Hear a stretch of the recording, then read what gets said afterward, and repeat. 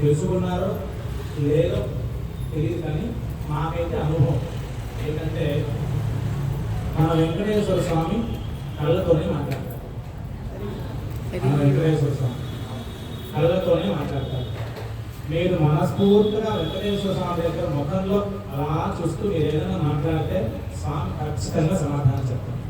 ఈ ఆలయంలో ఇది ఎన్నో నిదర్శనాలు. ఆ ఫోటో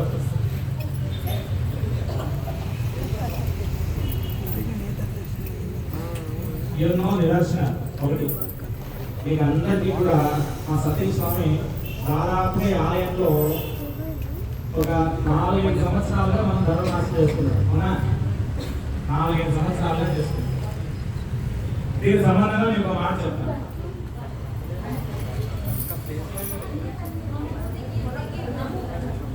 ఏమా కొంచెం మంచి లేదు.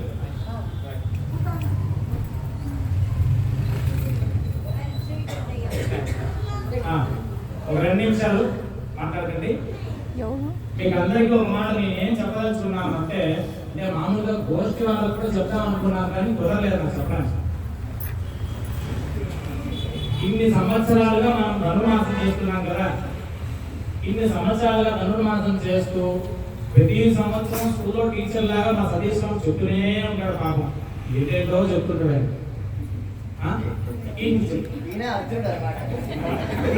రోజు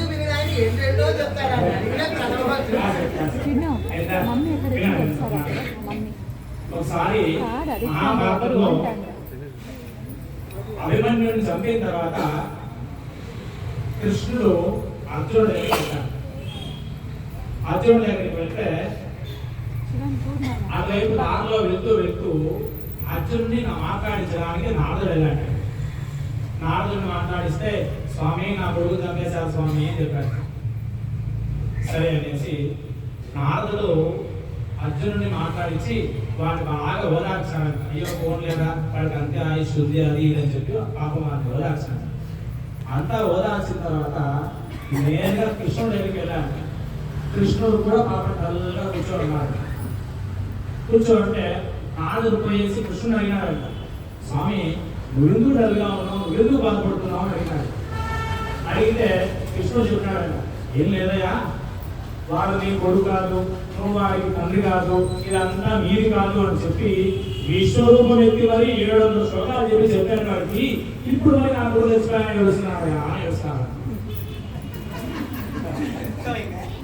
నీకు అర్థమైందా నేను చెప్పిన మాట? అట్లాగే ఆ సతీష్ స్వామి సంవత్సరాల తర్వాత చెప్తూనే ఉంటాడు. చెప్తూ ఉన్నప్పుడు కనీసం ఆయన అంత పొద్దునే లేచి ఇంట్లో ఆరాధన వహించుకొని మనందరి కోసం మనందరూ ఏదో కొంచెం బాగుపడాలన్న ఆశతో ఆయన ఏదో మాకు ప్రతిరోజు రోజు చేస్తున్నారు. మీకు అందరికీ భగవంతుడి మీద మీకు భక్తి లేకపోయినా మన కోసం ఆయనంతా కష్టపడి వస్తున్నందువల్ల సంవత్సరానికి ఏదైనా ఒక చిన్న మార్పు చేసుకోండి. మీరు మారాం, పోయి సంవత్సరానికి ఈ సంవత్సరానికి మీరు చేంజ్ చేసుకున్నాం.